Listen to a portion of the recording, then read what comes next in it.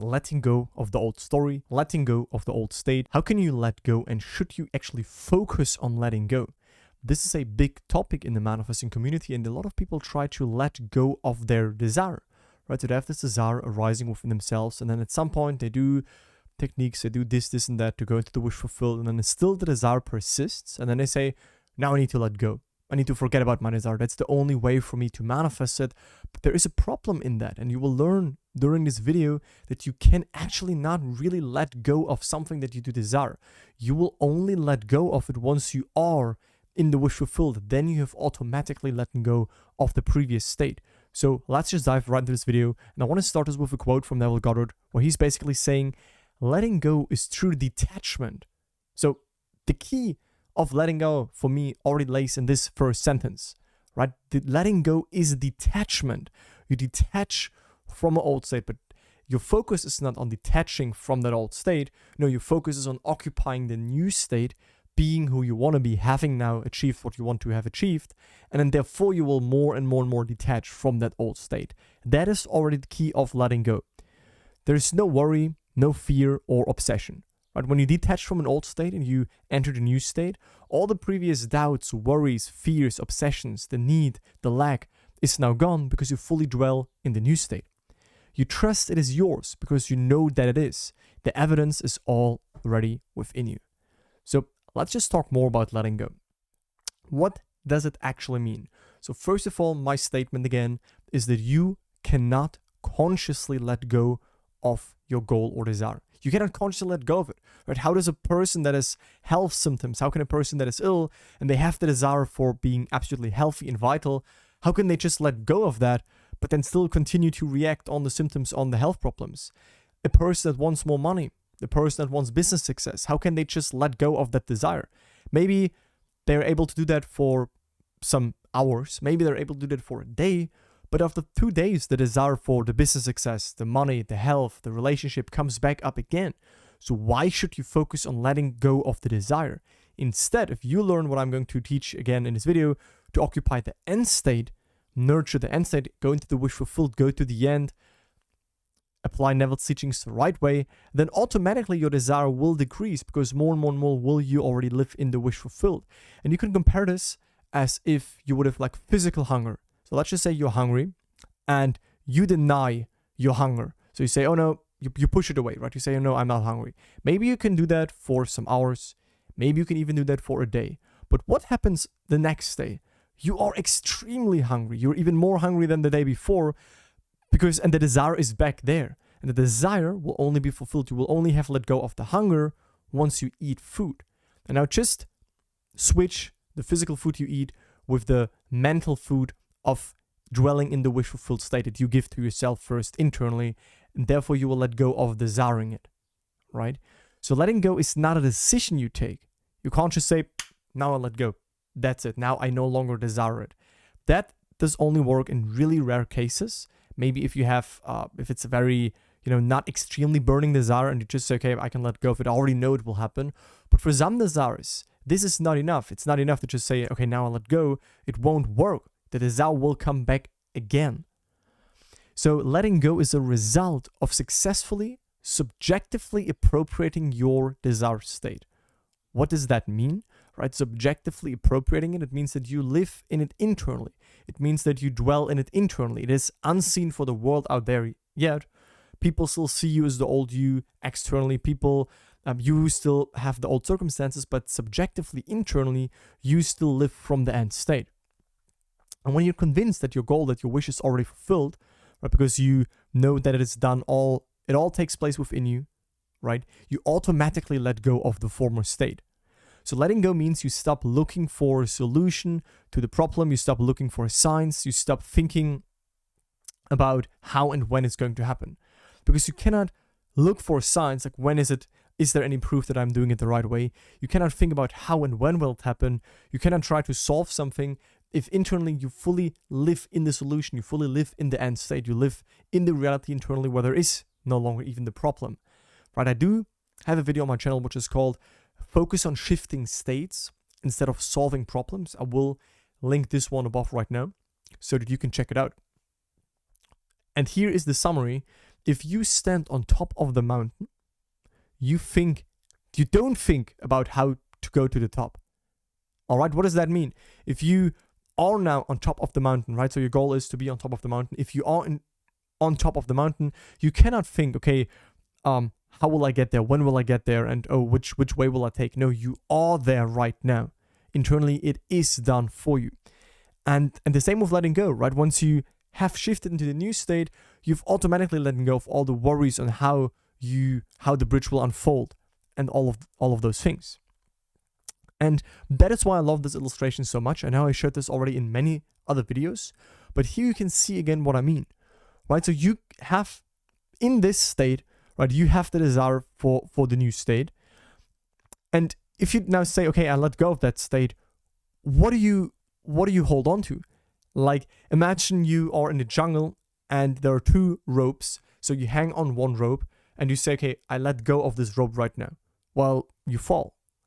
If you start to grab the new rope and really hang tight and fully go to the new rope, you've automatically letting go of the old rope. But if you now focus on letting go, for me, that doesn't really do anything because you let go, but then you let go of the desire, okay. But you still have not occupied the wish fulfilled. It's still not natural for you.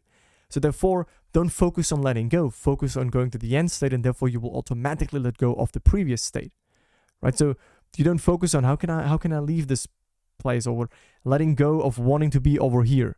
No, if you want to be over here, then you make the jump, right? Internally, you go to the end state. And once you are here, you will have automatically letting go of the previous side. And how do you do that? Right? Many people now ask themselves, okay, but how can I adopt this new state? How can I nurture it? How can I dwell in it? Well, via your imagination. Your imagination allows you to go above your senses.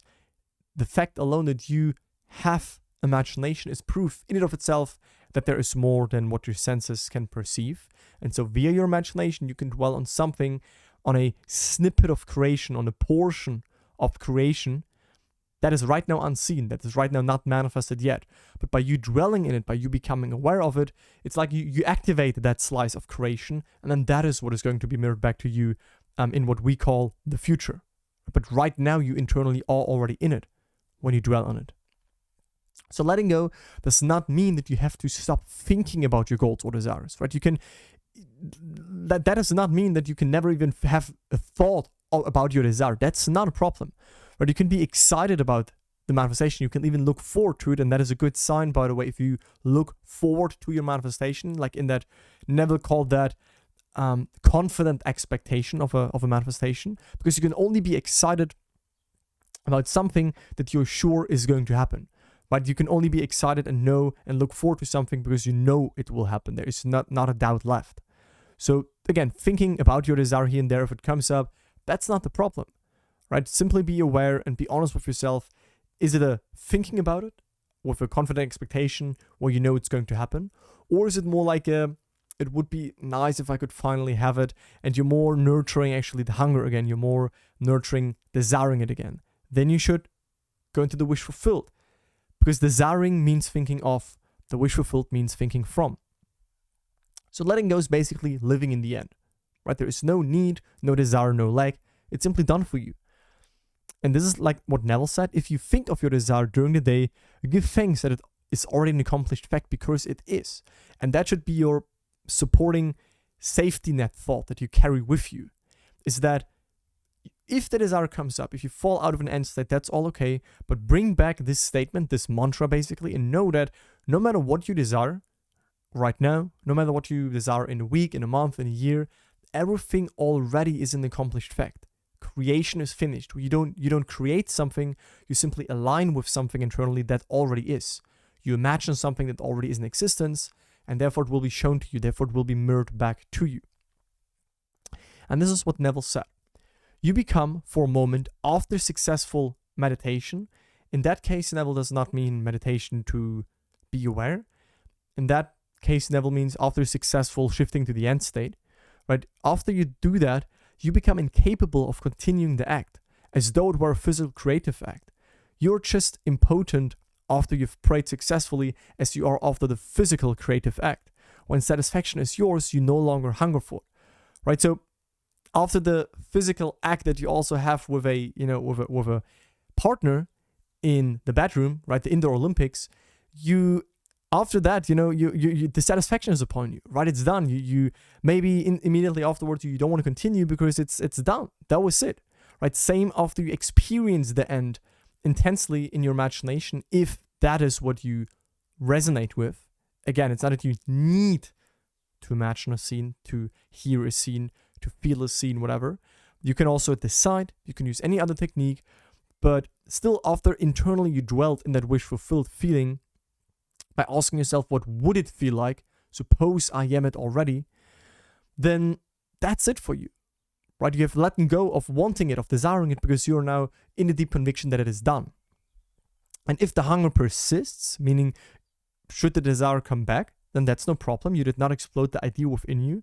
You did not actually succeed in becoming conscious of that which you want to be, but you can always go back to it. It never ceases to exist. It's never a waste, only because you had a doubt, only because you had a fear, only because you've fallen out of that desired state. You can go back into it, right? So the question is, when you notice a doubt coming up, when you notice a desire coming up, you have two options to choose. Either you dwell on doubting, on it's not here yet, on it's far away, it's now separate, or you dwell back in the wish fulfilled. You apply your preferred method again to maneuver back in the wish fulfilled. You give yourself some time, you take it lighthearted, you're not so harsh with yourself, and then you dwell back in the end state. You have it again, you give it to yourself within again. Like Neville said, you get out from the outside world what you give yourself first within.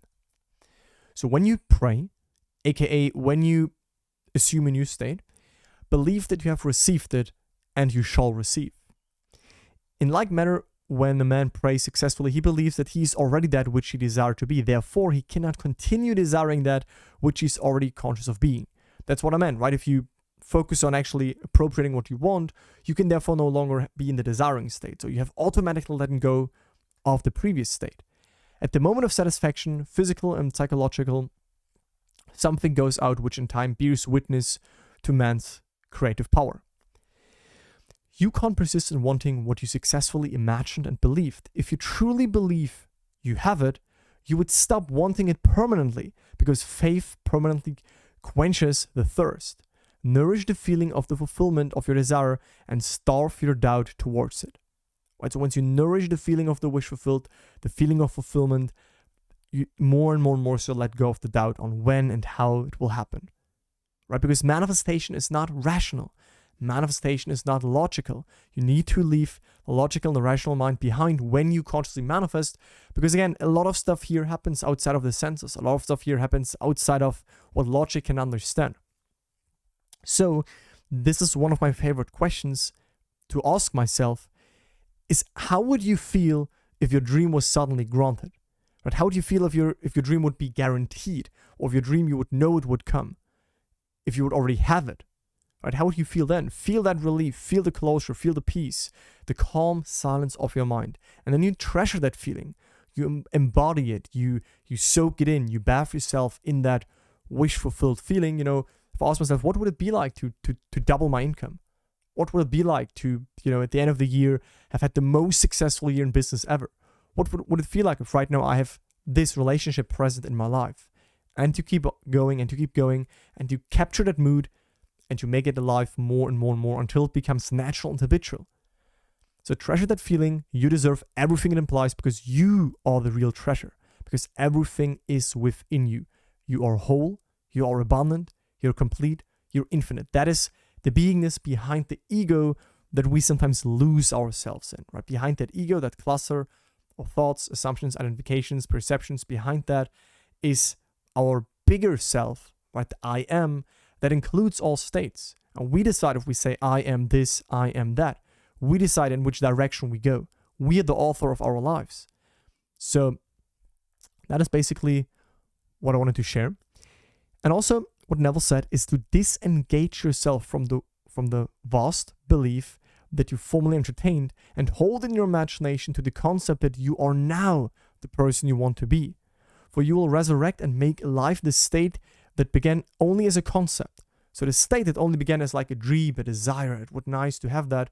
Once you start to dwell on that, once you start to see the world from that state, once you start to imagine yourself in already being in that state, having achieved the goal, you will resurrect that state. That state will be mirrored back to you. You will make it alive in your world.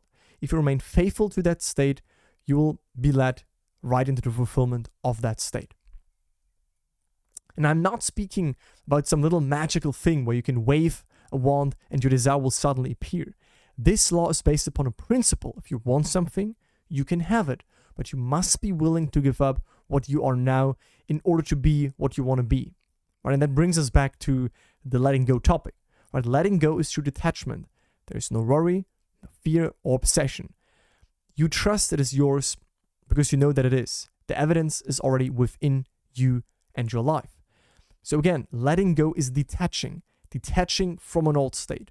But if you just detach from that old, if you just say, okay, now I let go, the likelihood that this only lasts for a day or two and then the desire really intensely comes back up again is very, very high.